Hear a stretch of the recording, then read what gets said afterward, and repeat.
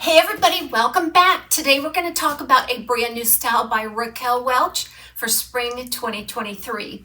This one is called Captivating Canvas in the color Shaded Iced Latte Macchiato. We're going to get it unboxed because I'm going to wear this one this afternoon if all goes right. Coming up. I purchased this wig style from Wig Studio One. You can find it there too. All you have to do is go below the video, expand the description box, click on the direct product link labeled Raquel Welch's Captivating Canvas. It'll take you right out to the site where you can explore all of the colors and the pricing. We invite you to shop at Wig Studio One. If you have any questions, please reach out to support at wigstudio1.com, and don't forget to visit us on our private Facebook group called the Wig Studio One Wig and Topper Support Group. So Captivating Canvas, this is one of I think 3 new styles that are coming out, and yes ma'ams, I am going to review that curly one. Click click flash I think it's called. But first, this is the one we're going to talk about today. This is Captivating Canvas. It's in the heat-friendly fiber by Raquel Welch called the True to Life fiber. Cannot wait. This one has some really nice monofilament. It's shorter, but not too short. It seems like it's going to leave a lot around the face to play with. I really like that. Okay, so we do have a net on this. And the tag matches the style and color. Now that I have it open here, it was inside out as it was shipped to me. So let's go ahead and review this cap. Let me glance at it real quickly first. It looks beautiful. So some really nice monofilament lace features to love. You've got that extended lace that goes right back through the ear tab. It's very nicely contoured and goes seamlessly into an extended left monofilament side part. These are some beautiful features that will allow you a lot of different parting options and ways to style it away from the face. Open wefted top, sides, and back, a closed velvet lined ear tab, some fiber spliced in there, and an extended felted nape with Velcro style adjusters. This is a part of the memory cap series. So the more often you wear this, the better it should fit and feel on you. All this darting and wefting here. We're going to assess the fit. I'm not going to make any adjustments as I apply this wig style. But first I am going to cut out here for just a moment while I remove the tags.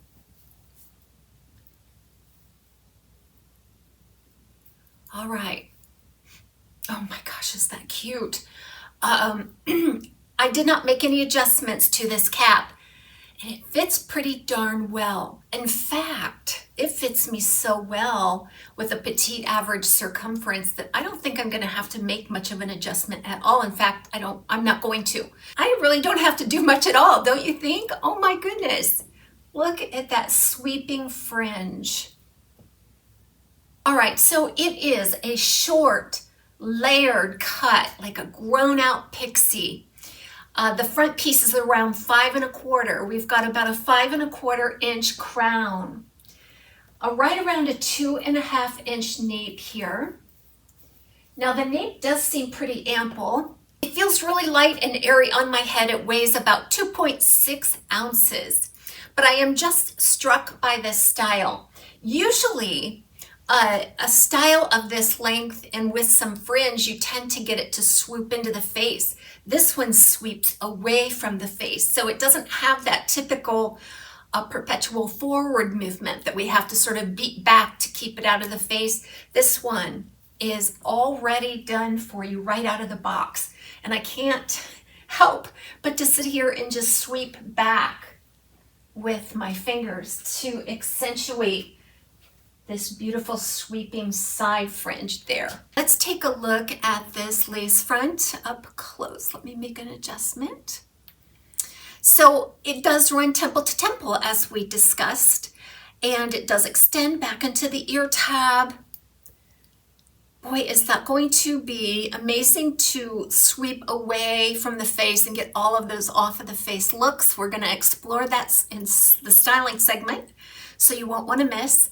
And then I love an extended monofilament part. If you're going to make a monofilament part, please run it back to the crown, the hind crown there, because that just gives a really nice natural looking parting space without having that thick hump of permatease right at the end. Wow, is that natural?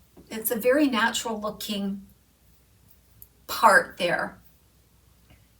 Now again, this is the True to Life fiber by Raquel Welch. It is heat friendly, so you can use your heat tools. Gosh, I didn't even have to use the normal maneuvers of my hands to get a little bit of lift and contour that was baked in right out of the box. Don't you just love the shape of this? It does have a more voluminous high profile, so you want to be aware of that. Now, can you get something a little less so? I imagine that you could. This has a lot of permatease, so you're going to find a lot of permatease all around that monofilament, in the back, on the sides of the temple, and really none at the nape because it's supposed to be a little more slim profile at the nape. But it's just the right amount of permatease here, guys, to give you that profile that you want. And another thing that I'm noticing right away as I'm just sort of finger styling this is that it's very impressionable. These fibers kind of want to stay where you put them. It has a little bit of a thicker denier and a coarser type fiber. So that tends to hold a little easier than some of the really fine styles fibers. Just take and rake back. Tends to want to stay that way. I can't wait to see the back of this. It's got little flippies, doesn't it, right back here? It's just an adorable, adorable style. So you can, oh gosh, you can do all kinds of things right around the face. You can sweep it forward for a really cute look. You can take it back into a tuck, and I know I'm not in styling yet. I just can't help myself, right? Let's chat about this color real quick. This is the 1723 SS by Raquel Welch. It's Shaded Iced Latte Macchiato. It is a very muted toned light ash blonde.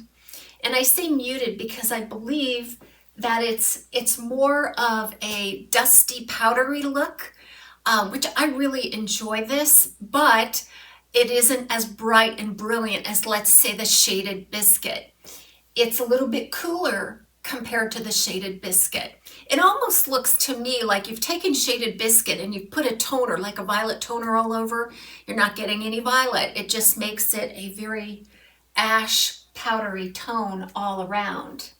I think this would be an excellent color, first of all, if you love ash blondes and or you're looking to transition to more of a gray. So sometimes this color will come across a little gray in the camera. There's no gray in it. Again, just a combination of some ash blondes.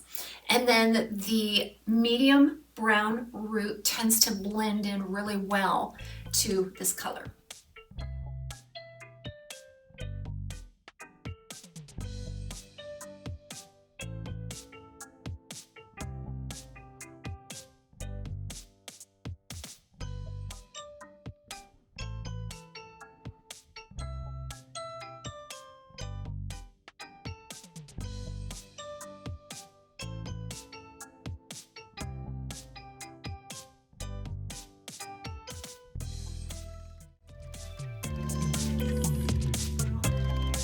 Let's try with glasses. Okay, as expected, these glasses fit beautifully between the ear and the ears tab on this style. I believe it's a nice glasses friendly style. Everybody have a great day. We'll see you real soon right here on TAZSWIG Closet.